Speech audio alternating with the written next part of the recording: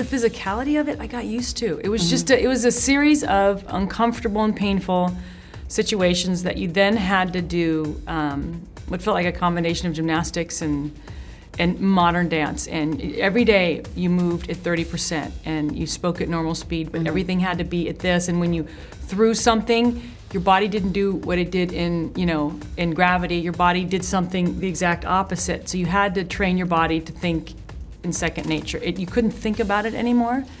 And we all got to that point. So can you tell me how to train my body to look like it did in high school? Because your thighs look like mine did in high school, and they don't look like that right now. So. Yeah, my thighs didn't look like that in high school either, and I was a gymnast. I found the most amazing trainers who, I was looking for something so specific. I wanted it to be core training, I wanted it to be long, and I needed to do it for safety and to be able to execute basically in a gymnastics way, that anything that the director or the harnesses required of me. And then I also wanted the character to look a certain way. I wanted her body to be a machine. And so you wanted her to be hot?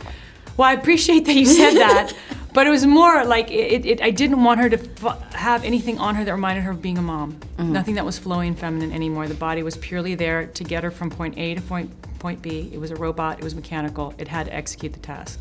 So every day was a series of exercises to strengthen the muscles for what we were shooting and to see if visually we could give something that the minute the suit came off, you went, what, that's not the person I thought she was gonna be. And then once you learn what happened, you go, so much makes sense with the pieces that are put together. Right. But you have to find the trainers that know the physiological sides of things, how to prevent injuries, how the body works. And I found amazing women who did this. And I spent every single day with them for close to a year. And they save your life. I mean, because some of it becomes emotional because you can't do it. And they help you push through until you can do it. The emotional storyline with the loss of your daughter in the movie, and then of course tying that in with baby Louie, does that make you kind of overprotective, knowing that something so suddenly like that could happen? Every day. I think the minute you have a child, you become just worried. I mean, if you worried before, you're embarrassed that you were worrying about those things, because the most important thing in your life is is it when I leave him at school, is something gonna happen?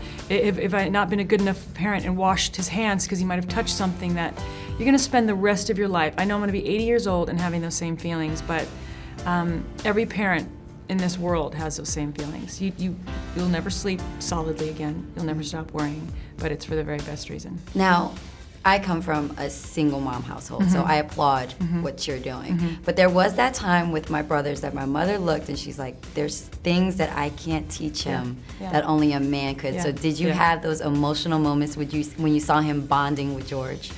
Well, kids run to George. George runs in the opposite direction. Really? But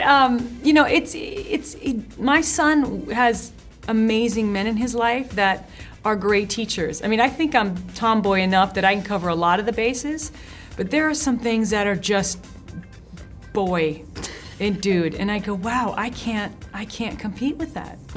And so he chooses who he migrates to. He's a really good judge of character, and when he wants to have man time, he knows who he wants to have it with. There are moments that he just, he wanted to have man time, with George. Was it just sitting? Or was it just, looking at something? But it was like, Mom, we don't need this feminine energy around right now. You need to just back it off. Go.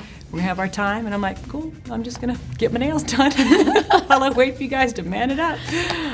So it's easy to say that George was a great babysitter when you needed some time for yourself. Oh my yourself. God, could I leave my child with George? You know what?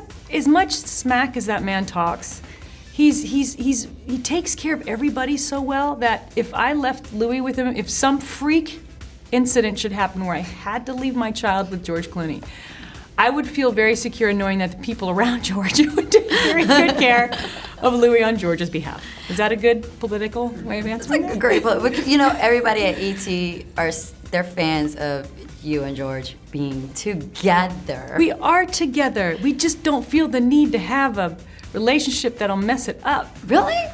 It's always a friends with benefits thing. Yeah. We've known each other a long time. It's like we're at the sibling stage at this point. We know and have seen the other do everything. Come on, Sandra. You wouldn't play spin the bottle with George Clooney. I know I'd be like, ah! It might be one of the more awkward moments we've had. I don't think George and I could get hammered enough on his tequila to say, oh, this is a really good idea. I like the fact that I can look him in the eye.